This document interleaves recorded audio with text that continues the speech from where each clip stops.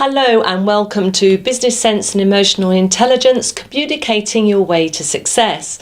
Welcome to the third programme in this series, and if you watched it from the start, you would have seen that right on that first programme, Mi Elverson interviewed me. Now, Mi is Swedish and she runs her own business, which she talked about in the programme, and after we finished filming in the studio, she then said to me, "Sarah, can I now interview you? I don't know too much about emotional intelligence and I'd love for you to tell me about it." And she actually wanted to use that recording on her own network, which I've said yes to. So the tables have completely turned. Mi is interviewing me and she's asking me about my journey too, about how it started. And I don't talk to you about my story, but I do start off by saying that learning and development, when we go searching for new ways of thinking, it will either come from one of two places. It will either be an initiative that you've just decided you want to go and learn, or it will come from crisis. And I don't tell you my story, but I do tell you that my learning, my journey started quite a number of years ago. And for me, it was through crisis. My life, I felt, couldn't have got any worse. I wasn't in a very good place, and it suddenly dawned on me that the only person who could change the results that I was getting was actually me. So I started this journey of reading, of learning, and actually putting myself in rooms where people who knew about emotional intelligence were operating, speaking, and indeed sharing all of their wisdom. And that was my feeding ground. That's where I went. And that's why I'm now having this program now, because I hope that I can help businesses, business owners and individuals with emotional intelligence. Enjoy the interview. Hi everyone, it's me here, and today I am actually filming together with Sarah Hopwood in your studio, which has been great. So she's been interviewing me, but now I'm going to interview her. Yay! Because you're a specialist in emotional intelligence, and this is really interesting. So we want to hear more about what you do. Can you briefly just explain what it means? Yes, so it comes from a history based around my own journey in life, and very often deep learning, personal learning, takes place either as a matter of choice or it takes place as a result of crisis. And for me, it was the latter. And I really had quite a difficult time some years ago, and I just, in my perspective, felt that things couldn't get any worse, and I realised the only person who could create a change was me. The world wasn't going to change around me. So I realised I needed to find a different way of thinking about things.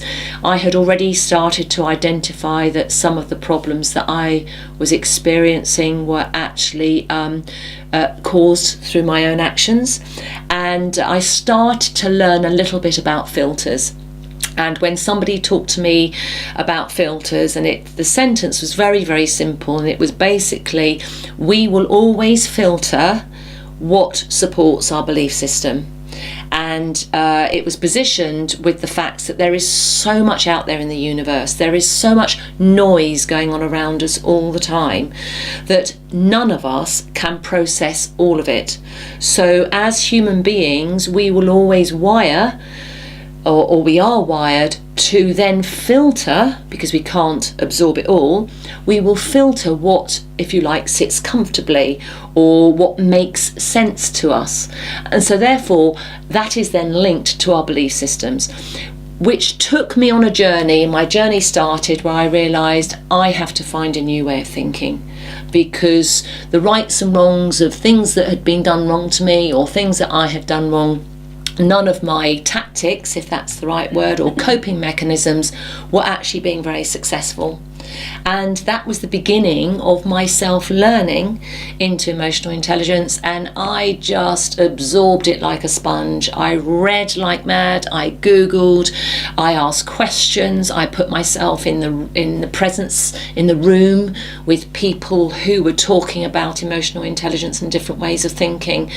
And I learned and learned and learned and learned, and so moved myself then into what I call as a specialist on the subject, and then put myself out there as a professional speaker and business consultant, not just talking about emotional intelligence, but talking about how emotional intelligence and thinking emotionally intelligently can actually help with team building, conflict resolution, negotiation skills, selling a business, setting up a business, marketing, sales. And you use it, you go into those platforms using emotional intelligence and thinking about responding, choosing what you want, understanding communication, what you're reading, seeing and feeling from other people, and benchmarking it more against a place of suspension, thought and understanding, rather than knee-jerk emotional response, which is where we all take offence. We all, 9 times out of 10, make the wrong decision and wrong response because of how we have taken offence. And so then we set ourselves on a journey where not only was the first decision wrong, but then every decision after that supporting that decision is all wrong. So it's a bit like the business of putting your ladder against the right wall, and you make sure you do it early, you fail early, and get in there and think emotionally intelligently, which I believe then protects us personally, but also in our businesses. So important, isn't it? And it's coming. It's thankfully coming into businesses. So that's what you help doing. You go out into organisation and large corporations, and you teach them emotional intelligence. Yes, Fantastic. I mean there's one, and also smaller businesses too. So I have helped people set up, and what I'm always looking for is an entrepreneurial spirit in the person, and also that they are solution focused and not problem focused. That they operate in the circle of influence and not the circle of concern. And a good way of assessing that in a working together interview is listening to how the person is speaking, listening to the words that they're using. And a very quick tip is, if you're in that boat, you're thinking of employing somebody, or you're considering whether or not to work with someone, ask them for in 5-10 minutes just to talk about their journey. How have you ended up here today? And they will very, very quickly reveal whether they are solution focused or problem focused, blame focused or influence focused. It will ooze out of them in their chosen words, their demeanour, their eye contact, their breathing, and you are then thinking, do I want this type of thinker in my business? Do I want this type of thinker to be my client? In other words, you're testing, will they deliver on what we've agreed on? Will they just come up with repeated excuses in a journey? The train was late, I broke my leg, I this, that and the other. In other words, sorry mister, it wasn't my fault. And you then have to weigh up whether that would be easy to challenge and change to help them think more emotionally intelligently, or whether it is so embedded in their thinking that I always believe can a leopard change its spots? Yes. Please don't ever believe they can't. There are many stories of people who have had very, very damaging ways of thinking that have been able to move out of that space, and many of them with good reason, by the way. A very good example of that is abuse. And I'm not belittling abuse in any way, shape or form, but there is nothing about abuse that dictates to you that you have to live a post-abusive life. I know I've lost many people in my family, so, a sense of loss is huge, and my life is still very different now to if my parents and my brother were still around. So I'm not saying we're not affected, but it ties up with learning to live with, letting go, moving forward, and actually stamping your feet and saying, yes, that happened, yes, it was wrong, but I am not going to let that dictate who I am moving forwards. And emotional intelligence doesn't finger point, it's facilitative, and it empowers people to think differently. So going back, when you're listening, when you're watching, whether you want to work with that person or whether you're going to employ them, the ease of changing it if what you're seeing doesn't fit with the core values of the business and the mission of the business, and the question, do you want this thinker in your business, and how much teaching would it take, if it is at all possible for you? I always believe something can change it, but it may not be you. It may have to be that someone else has to have that influence. Super helpful. Yeah.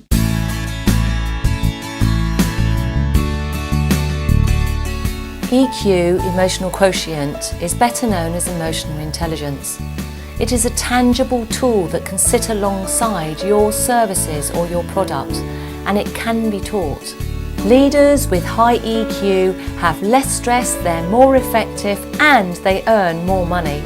There's a great saying, just because we have pains, it does not give us permission to be a pain. I believe that teaching emotional intelligence has a direct impact on your sense of success and your net profits. EQ will empower you and your workforce to drive the change that you want. Change brings transition. EQ can help unpack what's holding you back and speed up that period of transition.